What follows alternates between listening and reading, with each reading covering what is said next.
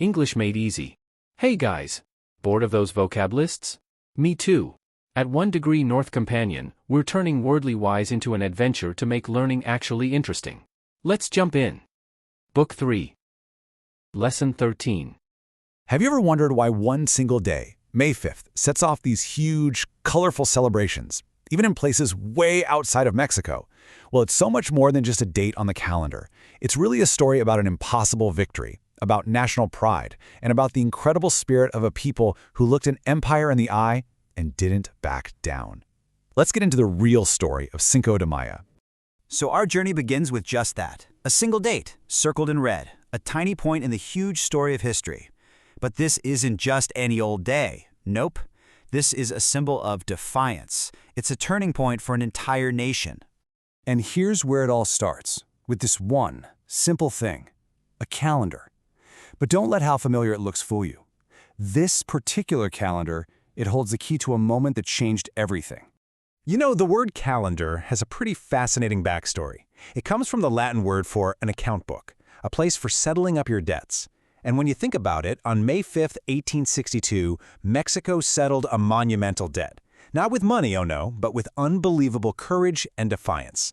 To really get what this date means, we've got to go back in time, back to an era when Mexico wasn't its own master, when its future was being decided by a powerful empire oceans away. For 300 years, Mexico was under Spanish rule. It was a long period of colonial governance that really shaped its culture and its society. In these grand buildings, they're like a stone reminder of Spain's once mighty grip. And that word, govern, it's interesting. It actually has roots in the Greek word for steering a ship. It's such a perfect image, right? Because for Mexico, the path to governing itself was like a wild voyage through the stormy seas of revolution and foreign invasions. But see, a country isn't just its government, it's its people. And the people of Mexico, a nation born from this rich, complicated history, they were desperate to grab the wheel and steer their own ship. But even after finally winning independence from Spain, Mexico's freedom was anything but secure. A new threat was on the horizon, a storm rolling in all the way from across the Atlantic. So in 1862, the Gulf of Mexico basically becomes this stage for a huge international conflict. A powerful French fleet shows up on the coast, signaling the start of an invasion that was going to test the absolute limits of the young Mexican Republic.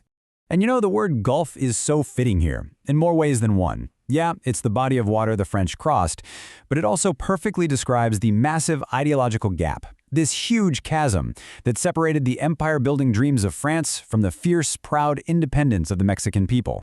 Emperor Napoleon III, he had these big dreams of a new French empire in the Americas, and he sent his army over with such haste, with a speed that really showed he was dangerously underestimating his opponent. And that reckless speed, well, it would have some serious consequences. This hasty invasion, which was really born from imperial arrogance, totally set the stage for one of the most unbelievable and inspiring battles in all of military history, the Battle of Puebla. On May 5th, 1862, at the Battle of Puebla, the impossible happened. A small, determined Mexican force, way outnumbered and outgunned, pushed back the elite French army, forcing them to scatter in a chaotic retreat. Their whole attack just shattered, and the supposedly invincible French army was forced to do what they thought was impossible: surrender. It was a shocking defeat that sent waves all around the world. This incredible victory, a real-life David and Goliath story, transformed a day of battle into a powerful symbol of resilience and national pride. And that transformation is exactly what we see in the amazing celebrations of Cinco de Mayo today. So today, the spirit of that victory is celebrated with these awesome carnivals. It's just a beautiful explosion of food, music, and parades. It's a living tribute to the unbreakable spirit of the Mexican people. And the word carnival itself has a rich history. It comes from the Italian for to remove meat, which was all about the big feasts people had before Lent. It's a word that just perfectly captures the joyful, celebratory heart of Cinco de Mayo.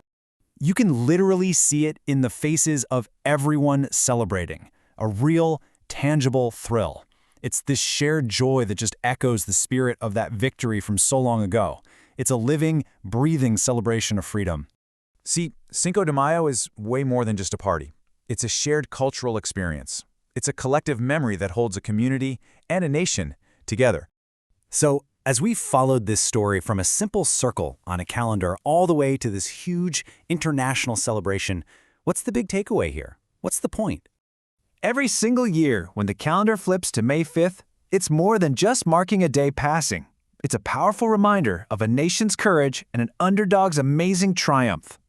It's a day that reminds an entire nation of its strength, its courage, and its spirit that just won't be broken. It proves that history isn't just a bunch of dusty facts in a book. It's a living, breathing thing that we continue to celebrate and honor. And so we'll leave you with this question to think about. What cultural celebration in your own life has filled you with that same kind of thrill and that same powerful connection to history? Thanks so much for watching. Hope you enjoyed today's show. If you did, hit that like button, subscribe, and ring the bell so you never miss an update. I'll see you in the next one.